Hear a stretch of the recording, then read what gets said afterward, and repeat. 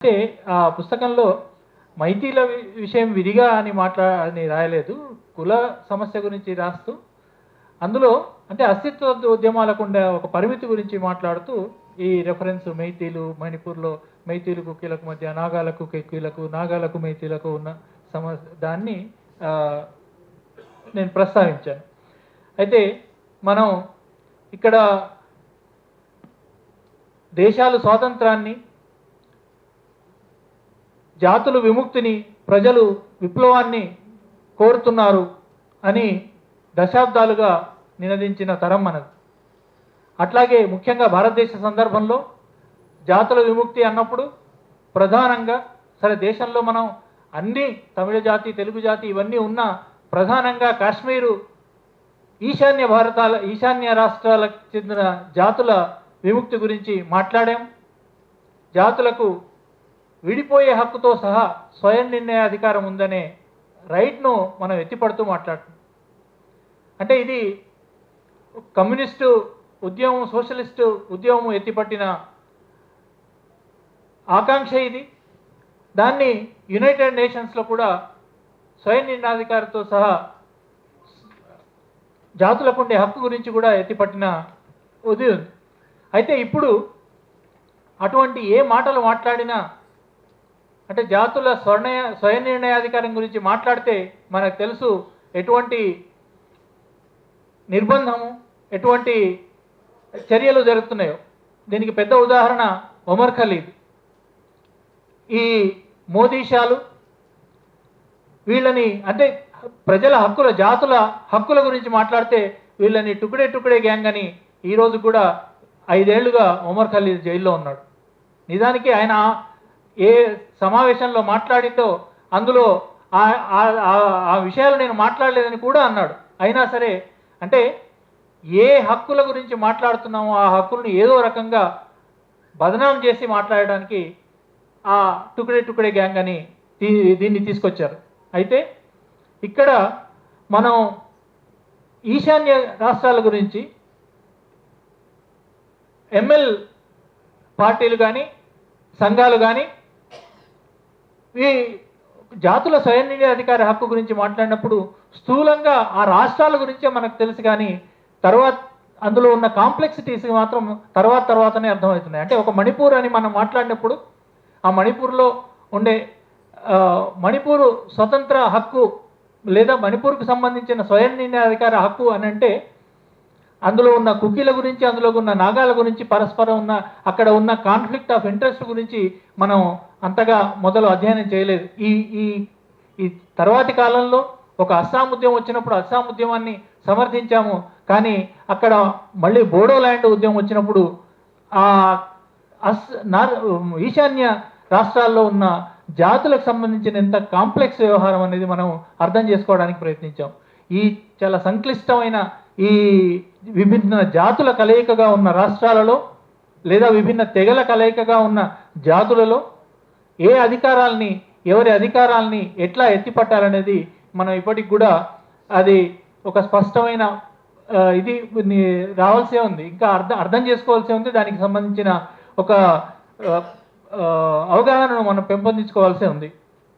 మణిపూర్కి సంబంధించి ప్రత్యేకంగా చూస్తే అసలు మనకు నార్త్ ఈస్ట్ రాష్ట్రాలన్నీ, ఈశాన్య రాష్ట్రాలలో అన్నిటి కూడా ప్రధానంగా 6th షెడ్యూల్లో వచ్చే ఇవి, కానీ మణిపూర్ని 6th షెడ్యూల్లో పెట్టలేదు.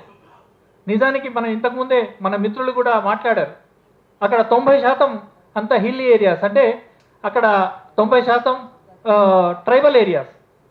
90% ట్రైబల్ ఏరియా ఉన్న రాష్ట్రంలో అది 6th షెడ్యూల్ కింద లేదు, రాజ్యాంగంలోని 6th షెడ్యూల్ కింద లేదు. ఇది చాలా విచిత్రమైన విషయం. ఎందుకంటే రాజ్యాంగం రాసుకున్న నాటికి మణిపూర్ భారతదేశంలో భాగం కాలేదు. 1947 నాటికి మణిపూర్ భాగం, 1947 ఆగస్టు 15 నాడు మణిపూర్ భారతదేశంలో భాగం కాదు. ఆ తర్వాత అది స్వతంత్ర స్టేట్. ఆ తర్వాత 48లో ఇది భారత ప్రభుత్వం ఒత్తిడి కూడా పెట్టి మణిపూర్ని ఇండియాలో కలుపుకోవడం జరిగింది. అట్లా అప్పుడే దీనికి సంబంధించిన చర్చ వచ్చినప్పుడు 6th షెడ్యూల్లో చేర్చాలన్నప్పుడు మైతీలు అంటే 10% ఉన్న అక్కడ ప్రధానంగా ఉన్న మైతీలు దీన్ని 6th షెడ్యూల్లో చేర్చడానికి వీల్లేదు అని పట్టుబట్టడం వల్ల, రాజకీయంగా వాళ్లకు పలుకుబడి ఉండడం వల్ల మొత్తం దేశంలో అంతటా కూడా ఆదివాసీలకు పలుకుబడి, రాజకీయ పలుకుబడి చాలా తక్కువగా ఉండడం వల్ల ఎన్నో హక్కులు కోల్పోయారు. కానీ కొన్ని ఏర్పరచుకోగలిగిండ్రు. మణిపూర్లో మాత్రం అది మైతీలు అపోజ్ చేయడం వల్ల 6th షెడ్యూల్ లేకపోయింది. అది ఆ తర్వాత 371C కింద అక్కడ హిల్ ప్రాంతాల్లో కొన్ని అధికారాలు 371C ప్రకారం అధికారాలు ఉన్న కొన్ని హక్కులు వచ్చిన కనీసం ఆ హక్కులు కూడా అక్కడ అమలు చేయడం లేదనేది కుకీలు కానీ నాగాలు కానీ వాళ్ళకున్న ప్రధానమైన విమర్శ. అంటే ఇట్లా అంటే ఒక మణిపూరు ఈ రకంగా కాంప్లెక్స్గా ఉన్న పరిస్థితి. అక్కడ 10% కొన్ని ఇప్పుడున్న చూస్తే మనకు మణిపూర్కి సంబంధించి చూసినప్పుడు అక్కడ పీపుల్స్ లిబరేషన్ ఆర్మీ అని ఏర్పరచుకొని మణిపూర్ మైతీలు ప్రధానంగా అందులో ఉన్న ఇది వాళ్ళు స్వతంత్ర మణిపూర్ మాత్రమే కాకుండా కొంతమేరకు మావో సిద్ధాంతంతో కూడా ఇన్స్పైర్ అయ్యి వాళ్ళు అందుకే ఆ పీపుల్స్ లిబరేషన్ ఆర్మీ అని పేరు కూడా అట్లా పెట్టుకున్నారు. చైనాతో మావోతో సోషలిస్ట్ చైనాతో ఇన్స్పైర్ అయ్యి అదే వాళ్ళు దీనికోసం పోరాడుతున్నారు. అట్లాంటి ఆ పోరాటంలో భాగంగానే మనం గతంలో చూసాము అక్కడి మహిళలు ఎంత మిలిటెంట్గా పోరాటం చేశారు. మీరా ఫేబీ అంటే కాగడా ఎత్తిపట్టిన మహిళలు, ఆ అర్థం నాకు ఇక్కడ పుస్తకంలో చదివినప్పుడే అర్థమైంది. వాళ్ళు ఎంత మిలిటెంట్గా పోరాడారనేది మనకు తెలుసు. అటువంటి మహిళలు అంటే మైతీకి సంబంధించిన మహిళలు కుకీ మహిళల మీద అత్యాచారాలు జరిగినప్పుడు అంటే ఆ నగ్నంగా మనం అందరికీ తెలిసిన వీడియోలు ఎట్లా ప్రదర్శన చేసినప్పుడు దాన్ని కూడా వాళ్ళు సమర్థించారు. అంటే ఎంత అంటే ఒకవైపేమో భారత రాజ్యానికి వ్యతిరేకంగా అంత మిలిటెంట్గా పోరాడుతూ మరొక వైపు తమ తోటి అదే రాష్ట్రానికి సంబంధించిన వాళ్ళని కుకీల మీద అత్యాచారాలు జరుగుతున్నప్పుడు దానికి అంటే మహిళల మీద జరుగుతున్నప్పుడు కూడా దానికి సంబంధించి వాళ్ళు సమర్థనగా నిలిచారంటే అంటే వీటిని మనం ఎట్లా డీల్ చేయాలనేది ఇంకా డెవలప్ చేసుకోవాల్సి ఉంది. ఈ పుస్తకంలో చదివినప్పుడే నాకు కూడా కొంత స్పష్టత వచ్చింది. ఏంటంటే ఆ మహిళలు పోరాడినప్పుడల్లా ప్రధానంగా తమ పురుషులను స్టేట్ నిర్బంధాల నుంచి విడిపించుకోవడం కోసం ఇటువంటివి అంటే వాళ్ళు స్వయంగా రాజకీయ చైతన్యము అంటే మహిళల హక్కుల గురించి కానీ లేకపోతే ఇతరత్ర ప్రజాస్వామిక హక్కుల గురించి అంత ఎక్కువగా చైతన్యం పొందలేదనేది మనకు అర్థమవుతుంది అనేది ఈ పుస్తకంలో చాలా స్పష్టంగా తీసుకొచ్చారు.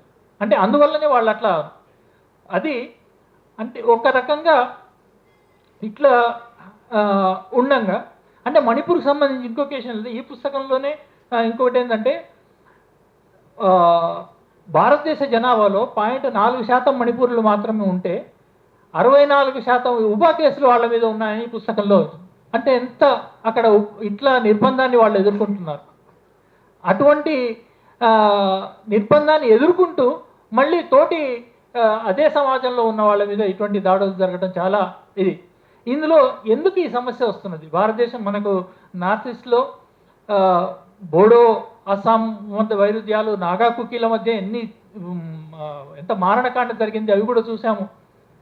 ఇవన్నీ ఎందుకంటే ప్రధానంగా ఈశాన్య జాతులు మిగిలిన చోట్ల చాలా చోట్ల లాగా కూడా తక్షణం తమ ముందు ఏ సమస్యగా కనిపిస్తున్నదో దానికి మాత్రమే ప్రతిస్పందించడం. అంటే నిజమైన ఒక విశాల ప్రాతిపదిక మీద ఏ సమస్య, ఎవరు శత్రువులు, ఎవరు మిత్రులు అనేది గుర్తించకపోవడం. నిజానికి ఈ మణిపూర్ కానీ భారతదేశ ప్రజలందరికీ కానీ ఎవరైతే ఈ మొత్తం అన్ని రకాలుగా దోపిడీ పీడనలకు గురి చేస్తున్న వర్గాలు ఏంటి అనేది నార్త్ ఈస్ట్ ప్రజలు అన్ని జాతుల వాళ్ళు కూడా అది గుర్తించాలి. నిజానికి ఒక మేర గుర్తించి పోరాటాల్లో వాళ్ళు అంటే దాని నుంచి బయటపడడం కోసం స్వతంత్ర దేశం కావాలని పోరాడారు. అంటే నాగాలాండ్ కావాలని, నాగాలిం కావాలని, ఇక్కడ జలాంగం అని లేదా అస్సాం విడిగా దేశం కావాలని ఆ పోరాటాలు ఒక మేరకు అయితే ఆ పోరాటాలన్నింటినీ విచ్ఛిన్నం చేయడం కోసం కూడా నిజానికి ఆ పోరాటాలు వచ్చిందే ఏదైతే ప్రామిసెస్ 1947 కానీ 47 కంటే ముందు 47 తర్వాత కానీ గాంధీ నెహ్రూలతో సహా కాంగ్రెస్ ఇచ్చిన ఆ జాతులకు ఇచ్చిన ప్రామిస్ని దేన్ని పాటించకపోవడం వల్ల ఆ సమస్యలు ఎన్నో ఇంకా పేరుకుపోయి ఈ ఉద్యమాలకు దారితీశాయి.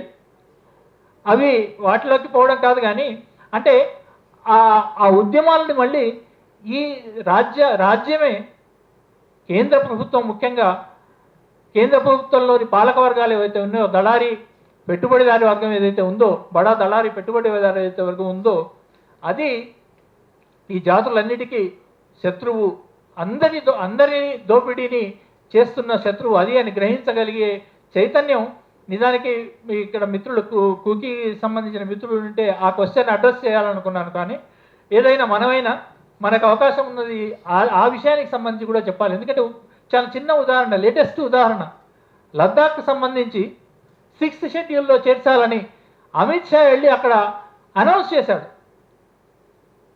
లద్దాఖ్ని కేంద్రపాలిత ప్రాంతంగా ఇచ్చేసే ముందు మేము దీన్ని 6th షెడ్యూల్లో చేరుస్తామని అక్కడ ప్రజలు పోరాటం చేసినప్పుడు అనౌన్స్ చేసి కూడా అదే డిమాండ్ చేసినందుకు సోనం వాంగ్చుక్ని జైల్లో పెట్టి 6 నెలల పాటు NSA కింద జైల్లో పెట్టి ఈ మధ్య రిలీజ్ చేశారు. అంటే చాలా కనీసమైన ప్రజాస్వామిక రాజ్యాంగబద్ధమైన డిమాండ్లను కూడా ఇట్లా కాలరాచి వేస్తూ, ఎందుకంటే 6th షెడ్యూల్ కింద వస్తే 6th షెడ్యూల్ ఉన్న చోటైనా పేసా చోటైనా ఎట్లా ఉల్లంఘన జరుగుతున్నదని మనం చూస్తూనే ఉన్నాం.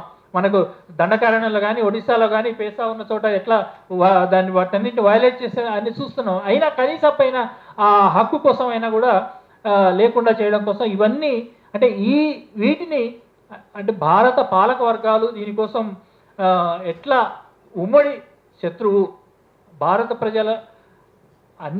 ప్రజల దోపిడీకి అంటే అది భారత కార్మిక వర్గానికి ఇప్పుడు ఎట్లా దోపిడీ ఎంత పీడనకు గురి చేస్తున్నారనేది ఈ మధ్య కాలంలో ఢిల్లీలో చేసిన కార్మిక పోరాటాల్లో బయటపడుతున్నది. లేకపోయినా నిత్య జీవితంలో ప్రజలు అనుభవిస్తున్నారు. వాటితో పాటే జాతుల స్వయం ప్రతిపత్తికి కానీ ముఖ్యంగా ఆదివాసీ తెగల స్వయం ప్రతిపత్తికి ఆ అటవీ సంపద మీద వాళ్లకు అధికారం ఉండకూడదనే దానికోసం కూడా విపరీతంగా నిర్బంధం మొదలుపెట్టేసి విభజించి పాలించే సూత్రం దాకా చేస్తున్నారు. ఇక్కడ సల్వాజుడుగు లాంటివి అయితే అక్కడ మైతి కుకీలు ఇంకా రకరకాల ఈ జాతుల మధ్య ఉన్న తెగల మధ్య ఉన్న వైరుధ్యాలని పెంపొందించి చేయడానికి ప్రయత్నం చేస్తున్నారు. దాన్ని అంటే ఈరోజు మనం మైతీల దాడులకు గురవుతున్నందుకు కుకీల తో సాలిడారిటీతో ఉంటూనే ఆ కుకీలైనా మైతీలైనా నాగాలైనా ఎవరైనా ఈశాన్య జాతుల ప్రజలు ఎవరైనా కూడా అంతిమంగా దోపిడీకి పీడనకు గురి చేస్తున్నది ఈ రాజ్యం, దళారీ పెట్టుబడిదారి భూస్వామి వర్గాలు అని గుర్తింపజేయడానికి ముఖ్యంగా దళారీ పెట్టుబడిదారి వర్గమే ఈరోజు ఆదివాసీ ప్రాంతాలన్నిట్లలో ఎట్లా వాళ్ళని హక్కుల నుంచి వాళ్ళకి ఏ హక్కులు లేకుండా చేయడానికి ప్రయత్నం చేస్తున్నదని ఈ ఎరుక మనం కలిగించగలిగి వాళ్లకు మనం సాలిడారిటీ మాత్రమే కాదు ఇక్కడి ఉద్యమాలకు కూడా వాళ్ళు సాలిడారిటీగా నిలవగలిగేలాగా మనం పెంపొందించగలిగే దానికి ప్రయత్నం చేయాలని